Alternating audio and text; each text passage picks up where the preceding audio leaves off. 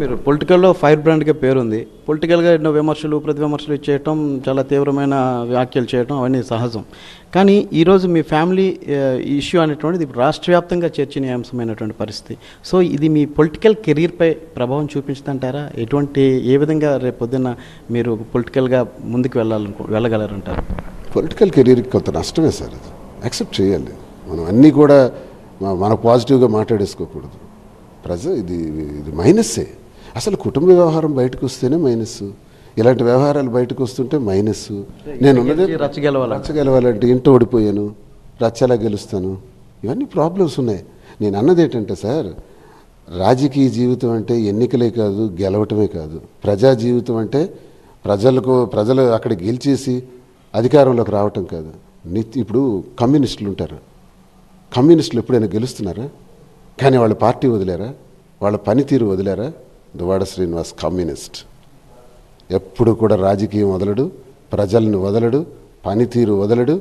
Is communist భావాలు బుర్రలో పేరుపోయారు. కాబట్టి పోలీస్ తోటాలకు ఎదురుగా నిలబడ్డాను. చంపేస్తామంటే ఉద్యమాలు చేశాను, జైళ్ళకి వెళ్ళాను, కేసులు పడ్డాను. ఏ అధికార పార్టీ సాధారణంగా రాజకీయాల్లోకి రావాలి, నేను ఎమ్మెల్యే అవ్వాలి, ఎంపీ అవ్వాలి, ఇదే నా జీవితాశయం అనుకునేవాడు ఎవడైనా ఉద్యమాలు చేస్తాడా? ఉద్యమాలు చేసే ఉద్దేశాలు ఎవరికి ఉంటాయి? కమ్యూనిస్ట్ భావజాలం ఉన్న వాళ్ళకే ఉంటాయి. ఆ పుస్తకాలు కూడా ఎక్కువ చదివాను.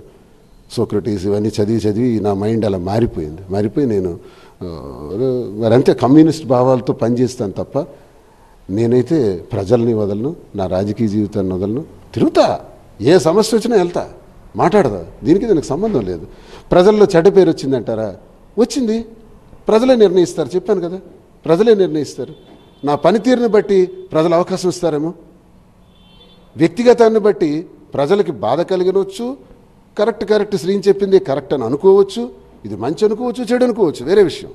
కానీ ఇది వ్యక్తిగతంగా ప్రజా జీవితానికి వచ్చినప్పటికీ ఏమో ప్రజలు అంగీకరిస్తారేమో చూద్దాం.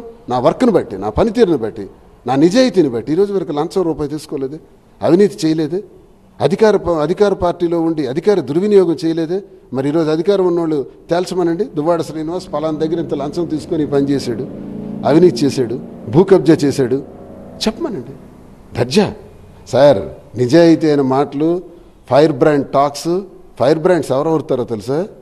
నిజాయితీ పరుడే అవుతాడు.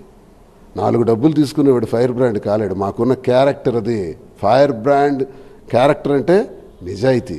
అందుకే దువ్వాడ శ్రీనివాస్ ఫైర్ బ్రాండ్. అందులో లోటు లేదు. ఇది ప్రజా జీవితంలో. ఇంటికి వచ్చేటప్పటికి సమస్యలు ఏం చేస్తాం.